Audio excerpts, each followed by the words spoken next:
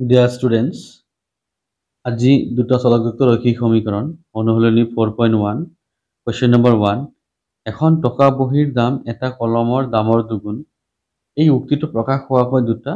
চলকযুক্ত এটা ৰৈখিক সমীকৰণ গঠন কৰা ইয়াত এখন টকা বহীৰ দাম x টকা আৰু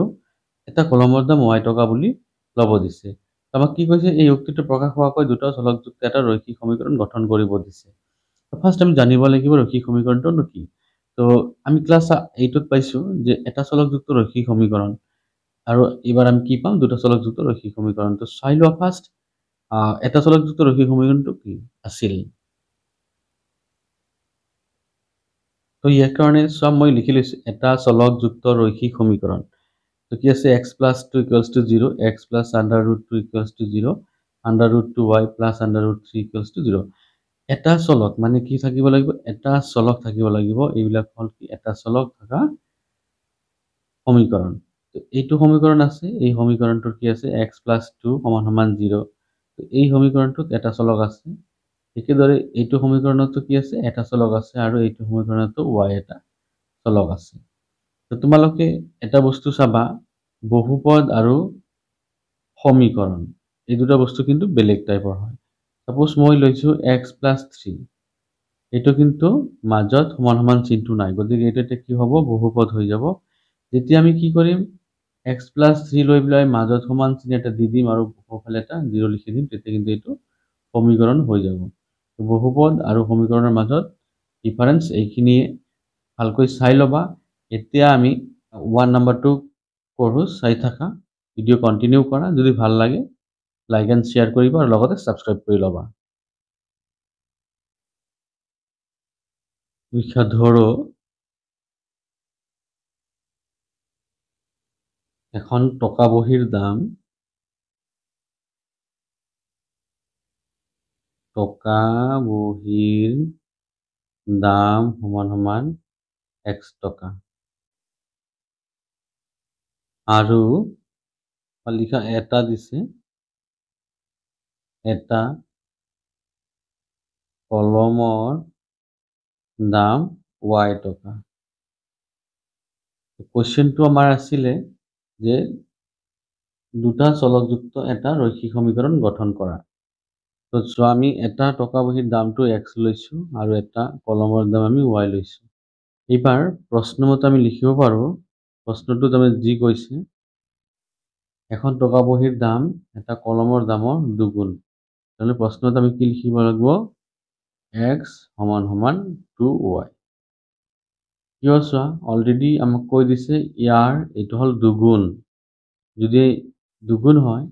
ইয়াতে যদি আমি 2 দি দিও তেতিয়া হলে কিন্তু আমাৰ এটো কাট হৈ যাব কিয় হ'ব কাৰণ অলৰেডি এটো দুগুণ বুলি কৈছে আমাৰ যেহেতু এটো ইকুৱেশন বনাব লাগে সমীকৰণ বনাব লাগে সেইকাৰণে আমি কি কৰিব লাগিব ইয়াতে আমি 2 পূৰণ কৰি দিব লাগিব তো 2 পূৰণ কৰি দিয়াৰ লগে লগে দুয়োফালে সমান হৈ গ'ল এবাৰ আমি কি কৰিম x y তো আমি বাওফালে লৈ আহো কি হ'ব -2y এফালে কি থাকিব 0 তো এইটোৱে হল আমাৰ কি দুটা চলকযুক্ত ৰৈখিক সমীকৰণ আশা কৰিছো তোমালোকে বুজিব পাৰিছা নেক্সট কোশ্চেনটো চোৱা এই 2 নম্বৰ কোশ্চেনটো হল তলৰ ৰৈখিক সমীকৰণ বিলাক ax + by + c = 0 আৰ্হিত প্ৰকাশ কৰা আৰু প্ৰতি ক্ষেত্ৰতে a b আৰু c ৰ মান উল্লেখ কৰা তো আমাৰ কোশ্চেন বিলাক আছে 1 ৰ পৰা 8টা আছে ইয়াতে তো ফাৰ্স্ট আমি কি কৰিব লাগিব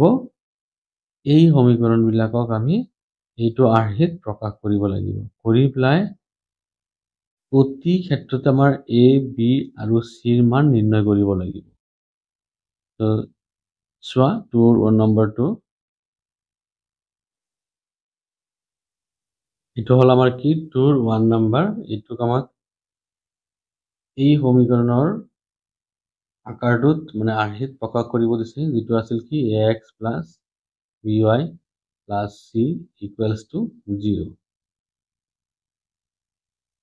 এটো আৰ্হিত প্ৰকাশ কৰিব দিছে তো আমি কি কৰিম তাৰ কাৰণে ফাৰ্স্ট এটো লিখিম twice x + 3y এইটো একেবাৰে আমি কি কৰিম বাওফালে লৈ আহিম এটো প্লাস আছে এফালে আহিলে কি হ'ব -9.5 3 5 বার সমান 0। তো এইটোক আমি যদি একেবাৰে এইটো প্লাছৰ নিচিনা কৰিব খোজো তেতিয়াহ'লে আমি কি কৰিম টুৱাইছ এক্স প্লাছ 3y এইটো প্লাছ দি মাইনাছ 9.35 বাৰ কৰি দিব পৰা সমান 0। এইবাৰ তোমালোকে চোৱা এইটোৰ আকাৰ আৰু এইটোৰ আকাৰ কি হৈছে মিলি গৈছে। ax plus by plus c equals to 0। ঠিক একেদৰে twice x plus 3y plus c equals to 0। তো ইয়াতে a মানে 2 আছে, b মানে 3 আছে আৰু c মানে কি আছে মাইনাছ 9.3 বাৰ। তো এবাৰ লিখা হয় ইয়াত a সমান 2, b সমান 3 আৰু c সমান কি হ'ব মাইনাছ 9.35 বাৰ। এইখিনি আছিলে 2 1 নাম্বাৰ। এবাৰ 2 নম্বৰটো 2 নম্বৰটো হ'ল x মাইনাছ y বাই 5 মাইনাছ 10 সমান 0। তো ইয়াৰ পৰা আমি লিখিব পাৰোঁ x প্লাছ মাইনাছ 1 বাই 5 ইনটু y প্লাছ মাইনাছ 10 সমান 0। কিয় লিখিলোঁ? কাৰণ আমাক এইটো দিছে ax plus by plus c equal to কি 0। এইটো আৰ্হিত লিখিব দিছে। তাৰ কাৰণে মই কি কৰিছোঁ চোৱা মাইনাছ y বাই 5 আছে। তো y বাই 5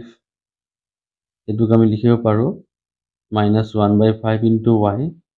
আৰু তাৰ আগতে কি দিছোঁ প্লাছ দিছোঁ। প্লাছে মাইনাছে পূৰণ কৰিলে কি হ'ব মাইনাছে হ'ব। গতিকে এইটো আমি ব্ৰেকেটৰ ভিতৰত লিখিছোঁ প্লাছ আৰু এইটো মাইনাছটো ব্ৰেকেটৰ ভিতৰত দিছোঁ কাৰণ এইটো আৰ্হিত প্ৰকাশ কৰাৰ কাৰণে। এইবাৰ তোমালোকে লিখা ইয়াত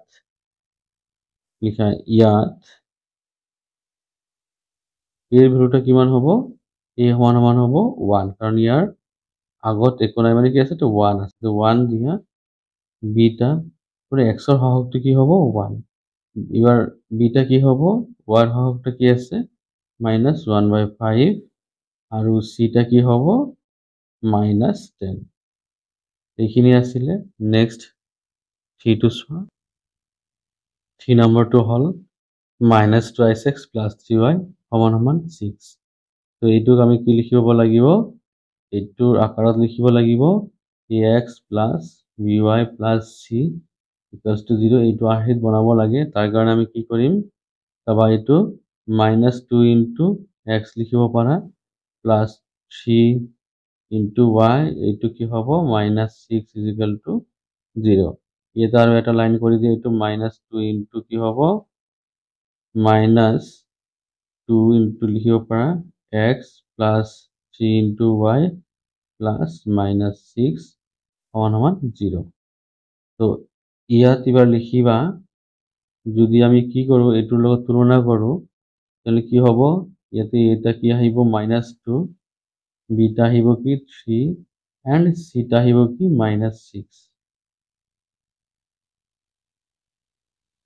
ইয়াৰ ফৰ নম্বৰটো হ'ল x ইকুৱেল টু 3y। তো এইটো কি লিখিবা আমি সেম সেইটো ax plus by plus c equals to 0 এইটো আৰ্হিত প্ৰকাশ কৰিব লাগে। গতিকে আমি কি কৰিম x এইটো আমি বাওঁফালে লৈ আহিম মাইনাছ কি হ'ব 3y ইকুৱেলছ টু 0 লিখিব পাৰোঁ। এইবাৰ চোৱা ইয়াতে কিন্তু c2 নাই। গতিকে আমি কি কৰিব পাৰোঁ x মাইনাছ 3y প্লাছ 0 এটা ল'ব পাৰোঁ সমান 0। ঠিক আছে। তো তাৰপিছত চোৱা এইটোক আমি কি কৰোঁ x plus minus 3 into y plus কি লিখিবা নাই মানে 0 লিখিলে হয় ইকুৱেলছ টু 0। তো তাৰপিছত এবাৰ ইয়াৰ সহগটো নাই মানে কি এটা 1 হ'ব পাৰে। তো ইয়াত লিখিবা এবাৰ ইয়াত a ইকুৱেলছ টু কি হ'ব যদি আমি তুলনা কৰি 6টোৰ লগত এইটোৰ হওক a আৰু এইটোৰ হওক কি আছে 1। গতিকে ইকুৱেলছ টু কি হ'ব 1 b ইকুৱেলছ টু কি হ'ব minus 3 and c equals to কি হ'ব 0। নেক্সট তাৰপিছত ঠিক একেদৰে 5টো কি আছে twice x equals to minus 5y। তো আমি কি কৰিব লাগিব ax plus by plus c equals to 0 এইটো আৰ্হিত প্ৰকাশ কৰিব লাগে। তাৰ কাৰণে আমি কি লিখিম টুৱাইছ এক্স এইটো আমাৰ সোঁফালে আছে। এবাৰ আমি এইটো বাওঁফালে লৈ আহিম। বাওঁফালে লৈ আহিলে কি হ'ব এইটো প্লাস হৈ যাব ইকুৱেলছ টু 0 ইয়াতে সব এইটো কিন্তু c2 নাই মানে কি হ'ব ইয়াতে এটা 0 হৈ যাব গতিকে লিখা ইয়াত a সমান কি হ'ব যদি আমি এইটোৰ লগত তুলনা কৰো a সমান কি হ'ব 2 আৰু b সমান কিমান হ'ব 5 আৰু c2 নাই মানে কি হ'ব 0 হৈ যাব এতিয়া চোৱা কি দিছে আমাৰ 3x plus 2 equals to 0 3x plus 2 equals to কি 0 এইটো আমি কোনটো আহি প্ৰকাশ কৰিব লাগিব ax plus by plus c equals to কি 0 তো এইটো 3x plus 2 চাবা 3x plus 2 equals to 0 আছে ন এইটোকে আমি এনেকৈ লিখিব পাৰো 3x plus by year by টো কি হ'ব by টো চোৱা নাই তাৰ মানে আমি কি লিখিব পাৰো 0 into y plus 2 equals to আমি 0 লিখিব পাৰো তো ইয়াৰ পৰা আমি কি লিখিব পাৰো চোৱা ইয়াত কি পাম তেনেহলে আমি যদি আমি এইটোৰ লগত তুলনা কৰো ইয়াত কি হ'ব a equals to 3 b equals to কি হ'ব 0 b টো 0 হ'ব আৰু c টা কি হ'ব 2 হৈ যাব 7 নম্বৰটো আমাক দিছে y minus 2 equals to 0 এইটোক আমি এইটো ফৰ্মত আহিত প্ৰকাশ কৰিব লাগে ax plus by plus c equals to 0 এইটো ফৰ্মত প্ৰকাশ কৰিব লাগে তো চোৱা কেনেকৈ কৰা হয় এইটো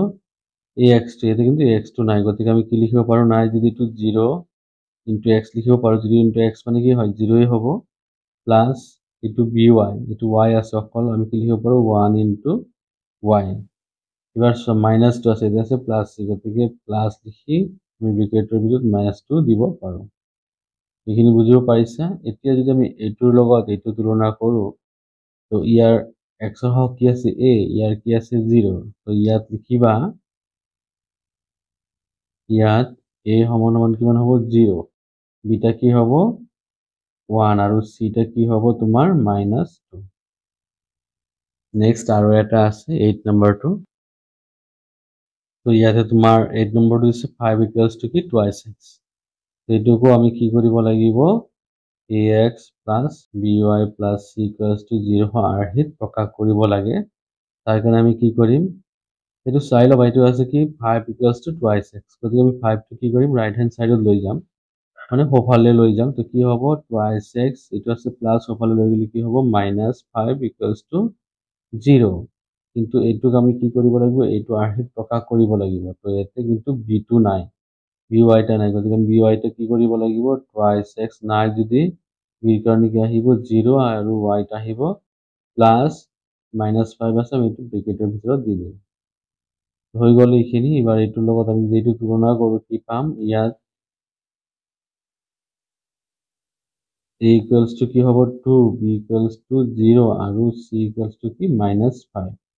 তো অনুসলনি 4.1 টো আমাৰ শেষ হ'ল